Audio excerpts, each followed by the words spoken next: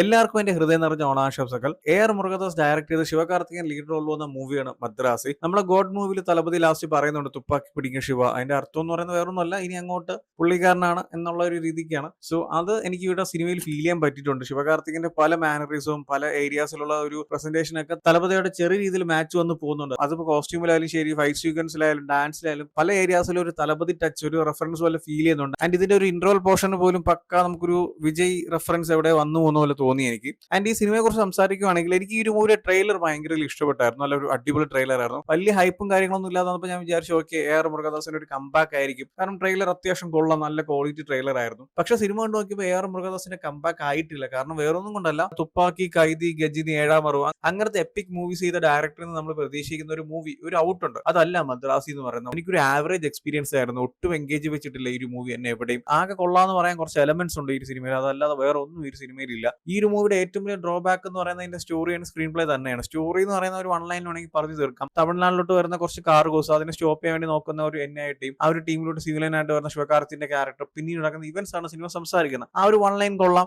And ശിവകാർത്തിന്റെ ക്യാരക്ടറിന് വെച്ച് ഒരു ഫ്ലാഷ് ബാക്ക് ഉണ്ട്, ആ കാര്യമൊക്കെ നൈസ് ആണ്. പക്ഷേ ഇതിന്റെ ഒരു എക്സിക്യൂഷൻ ഉണ്ടല്ലോ, ആ ഒരു സ്ക്രീൻ പ്ലേയിലോട്ട് വരുമ്പോൾ ഈച്ച് ആൻഡ് എവരി സീൻ ആ ഒരു കാര്യം ഇവർ എക്സിക്യൂട്ട് ചെയ്യണം, അല്ലെങ്കിൽ സിനിമ മുന്നോട്ട് കൊണ്ടുപോകുന്നതൊക്കെ വളരെ ഡൗൺ എന്ന് പറഞ്ഞാൽ സിനിമ സ്റ്റാർട്ട് ചെയ്ത ഒരു പോയിന്റ് കഴിയുമ്പോൾ തന്നെ നമുക്ക് മനസ്സിലാവും സിനിമ വീണ് തുടങ്ങി. അങ്ങനത്തെ എക്സ്പീരിയൻസ് സിനിമയിൽ സമ്മാനിക്കുന്നുണ്ട്.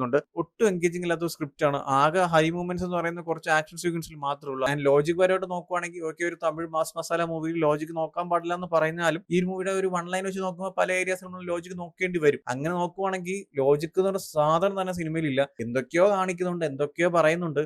NIA ടീമിനൊക്കെ ഒരുമാതിരി കോമാളിയൊക്കെ. NIA എന്ന് പറയുന്ന ആരാണ്, എന്താണ് അവരുടെ പവർ, എങ്ങനെയാണ് അവർ കാര്യങ്ങളൊക്കെ ഡീൽ ചെയ്യണം, അതിനൊക്കെ ഒരു പക്ക കോമഡിയായിട്ടാണ് ആണ് സിനിമയിൽ ചെയ്തിരിക്കുന്നത്. ആകെ ഈ സിനിമയിൽ എനിക്ക് ഇഷ്ടപ്പെട്ട കുറച്ച് കാര്യങ്ങൾ എന്ന് പറയുന്ന ക്യാരക്ടർ പ്രസന്റേഷനും ഈ ഒരു മൂവിയുടെ ആക്ഷൻ കൊറിയോഗ്രാഫിയും ടെക്നിക്കൽ സൈഡും, ഈ 3 കാര്യങ്ങളും അടിപൊളിയായിരുന്നു. അല്ലാതെ ഈ മൂവിയിൽ വേറെ ഒന്നുമില്ല. ക്യാരക്ടർ പ്രസന്റേഷൻ നോക്കുവാണെങ്കിൽ ശിവകാർത്തികിന്റെ പെർഫോമൻസ് അടിപൊളിയായിരുന്നു. നല്ല കിടിലായിട്ടാണ് പുള്ളിക്കാരൻ ക്യാരക്ടർ പ്രസന്റ് ചെയ്തിട്ടുണ്ട്. പുള്ളിക്കാരൻ ഒരു ഫ്ലാഷ് ബാക്ക് ഉണ്ട്, അത് ഞാൻ എടുത്ത് പറയുന്നില്ല. ആ ഒരു ഫ്ലാഷ് ബാക്കിനെ കണക്ട് ചെയ്തിട്ട് പുള്ളിക്കാരന്റെ ഒരു ക്യാരക്ടർ പ്രസന്റേഷനും ആ ഒരു ബാനേഴ്സും ഒക്കെ നൈസ് ആയിരുന്നു. And more than Sivakarthikeyan, Vidyut Jamal, എന്റെ മോനെ കിഡിലോ എന്നൊക്കെ പറയാനുണ്ടല്ലോ, കിഡിലായിരുന്നു. ആസ് എ വില്ലൻ പുള്ളിക്കാരൻ തകർത്തിട്ടുണ്ട് സിനിമയിൽ. ഒരു 2 എൻട്രി എന്ന് വേണമെങ്കിൽ പറയാം. സിനിമയിൽ കുറച്ച് നേരത്തേക്ക് മൂപ്പരെ കാണാൻ കിട്ടത്തില്ല, അതിനുശേഷം മൂപ്പയുടെ ഒരു റീ എൻട്രി ഉണ്ട്. അവിടെ തൊട്ട് സിനിമയുടെ ക്ലൈമാക്സ് വരാം ആസ് എ വില്ലൻ അങ്ങേര് തൂക്കി. അമ്മാതിരി ലെവൽ പ്രസന്റേഷൻ ആയിരുന്നു, കിഡിലായിരുന്നു. ചില പോയിന്റ്സിൽ നമുക്ക് ശിവകാർത്തികേയൻ തോറ്റെന്ന് വേണം തോന്നുന്നു, കാരണം അങ്ങനത്തെ ലെവലാണ് ആ സിനിമയിൽ വില്ലനെ പ്രസന്റ് ചെയ്തിരിക്കുന്നത്. പക്ഷെ എന്നാലും ശിവകാർത്തികേയൻ ആ ഒരു വില്ലന്റെ കൂടെ ഫൈറ്റ് ചെയ്ത് നിൽക്കുന്നുണ്ട്. അതിന്റെ ഒരു സിറ്റുവേഷനും ആ ഒരു കാര്യങ്ങളൊക്കെ നൈസ് ആയിരുന്നു.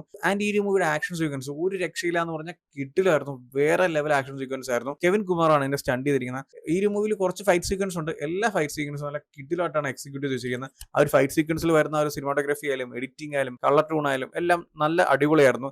എസ്പെഷ്യലി ഇതിന്റെ ഒരു സൗണ്ട് ഡിസൈനും കൊള്ളായിരുന്നു കേട്ടോ. പല ഏരിയാസിലും ആ ഒരു തിയേറ്ററിൽ കാണാൻ നല്ലൊരു എക്സ്പീരിയൻസ് ഉണ്ടായിരുന്നു. അതിന്റെ അതുപോലെ തന്നെയാണ് technical side, cinematography, editing, colouring ഒക്കെ നല്ല രസമായിരുന്നു. സിനിമാറ്റോഗ്രഫി വിഷ്വൽ വൈസ് നല്ലൊരു കുറെ കിടക്കുന്ന ഫ്രെയിംസും നല്ല കുറെ കട്ട്സും നല്ല കുറെ കളർ ടൂൺ ഒക്കെ കാണാൻ പറ്റി സിനിമയിൽ. ആൻഡ് എന്നെ കുറച്ച് വെറുപ്പിച്ച ഒരു കാര്യം എന്ന് പറയുന്നത് സിനിമയിൽ ലവ് ട്രാക്ക് ഉണ്ട്. ഒരു പോയിന്റ് വരെ ലവ് ട്രാക്ക് ഓക്കെ ഇമ്പോർട്ടന്റ് ആണ് സിനിമയിൽ, ഓക്കെ അത്യാവശ്യം ആവശ്യമുള്ള കാര്യമാണ്. പക്ഷെ അത് കഴിഞ്ഞിട്ടൊരു എപ്പോൾ ഈ 2 കപ്പിൾസ് വന്നാലും പാട്ട് മാത്രം എന്ന രീതിയിലാണ് പ്രസന്റ് ചെയ്തിരിക്കുന്നത്. അത് സത്യം പറഞ്ഞാൽ ഒരു പോയിന്റ് വരുമ്പോൾ നല്ല ബോറാവുന്നുണ്ട്. സിനിമ അത്യാവശ്യം കുറെ ഏരിയാസ് നല്ല ലാഗ് അടിപ്പിക്കുന്നുണ്ട്. അതിന്റെ കൂടെ ഇതും കൂടി വരുമ്പോൾ നല്ല വെറുപ്പിക്കലായിരുന്നു. എനിക്ക് ഈ സിനിമ ഒറ്റ ആക്കി പറയുകയാണെങ്കിൽ ഒരു ആവറേജ് എക്സ്പീരിയൻസ് ആയിരുന്നു. മുരുകദാസിന്റെ തൊട്ടുമുമ്പുള്ള സിക്കന്ദറും അല്ലെങ്കിൽ ദർബാറും അങ്ങനത്തെ മൂവീസ് വെച്ച് കമ്പയർ ചെയ്യുമ്പോൾ അതിനേക്കാളും ഫാർ ബെറ്റർ ആയിട്ടുള്ള ഒരു അടിപൊളി മൂവി തന്നെയാണ്. പക്ഷെ ആ ഒരു ഡയറക്ടറിൽ നമ്മൾ പ്രതീക്ഷിക്കുന്ന ഒരു മൂവിയെ ഒരു ഔട്ട് അല്ല മദ്രാസി എന്ന് പറയുന്നത്. ആൻഡ് സ്റ്റോറിയും സ്ക്രീൻ പ്ലേയും ലോജിക്കൊക്കെ വേറൊരു വഴിക്ക് പോകുന്നുണ്ട്. ക്യാരക്ടേഴ്സിന്റെ പെർഫോമൻസും മേക്കിംഗ് ഒക്കെ വേറൊരു വഴിക്കാണ്. ആ ഒരു വഴി നല്ല രീതിക്ക് തന്നെ സിനിമയിൽ വർക്ക് ആവുന്നുണ്ട്. സ്റ്റോറി ലോജിക് ഒന്നും കണക്ട് ആയിട്ടില്ലെങ്കിലും ബാക്കിയുള്ള കാര്യങ്ങളൊക്കെ നല്ല അടിപൊളിയായിട്ടാണ് സിനിമയിൽ പ്രസന്റ് ചെയ്ത് വെച്ചിട്ടുണ്ട്. പല ഏരിയാസിലും മുരുകദാസിന്റെ പഴയ മൂവീസിന്റെ ഒരു ടച്ച്, അതായത് തുപ്പാക്കി പല ഏരിയാസിലും റെഫർ ചെയ്ത് പോകുന്നുണ്ടെങ്കിലും അതൊക്കെ നൈസ് ആയിരുന്നെങ്കിലും ഈ ഒരു കൂടെ ബാക്ക് ബോൺ അല്ലെങ്കിൽ പില്ലർ എന്ന് പറയുന്ന സ്റ്റോറിയാണ്, അത് ഭയങ്കര ഡൗൺ ആയിട്ടാണ് എനിക്ക് തോന്നിയത്. അതുകൊണ്ട് തന്നെ ഓവറോൾ ആസ് ഒരു മൂവി ആയിട്ട് പറയുകയാണെങ്കിൽ ഒരു ആവറേജ് എക്സ്പീരിയൻസ് സമ്മാനിച്ച ഒരു മൂവിയാണ്. ആ ഒരു ഫൈറ്റ് സീക്വൻസും ആ ഒരു ടെക്നിക്കൽ സൈഡ് ഉള്ളതുകൊണ്ട് മാത്രം തിയേറ്ററിൽ വലിയ രീതിക്ക് സിനിമ വെറുപ്പിച്ചില്ല. അതും കൂടി ഇല്ലായിരുന്നെങ്കിൽ ഭയങ്കര ഷോക്കായിരുന്നു. ആ ഒരു ക്യാരക്ടർ പ്രസന്റേഷനും ഫൈറ്റ് സീക്വൻസും അതിന്റെ ഒരു മേക്കിങ്ങും എക്സിക്യൂഷനും ഒക്കെ കുറച്ച് നൈസ് ആയിരുന്നുണ്ട് കണ്ടുകൊണ്ടിരിക്കാൻ പറ്റി. എസ്പെഷ്യലി ക്ലൈമാക്സും പ്രീ ക്ലൈമാക്സും അവിടുത്തെ ഫൈറ്റ് സീക്വൻസും ആ കാര്യങ്ങളൊക്കെ നല്ല അടിപൊളിയായിട്ടുണ്ടായിരുന്നു. എനിക്ക് ഓവറോൾ ഈ സിനിമയിൽ എന്നെ ഏറ്റവും കൂടുതൽ അട്രാക്ട് ചെയ്തത് അല്ലെങ്കിൽ എനിക്ക് ഹൈലൈറ്റ് ആയെന്ന് തോന്നി എന്ന് പറയുന്ന കാര്യങ്ങൾ എന്ന് പറയുന്നത് ഇത് ആക്ഷൻ സീക്വൻസും ക്യാരക്ടർ പ്രസന്റേഷനും ഒക്കെയാണ്.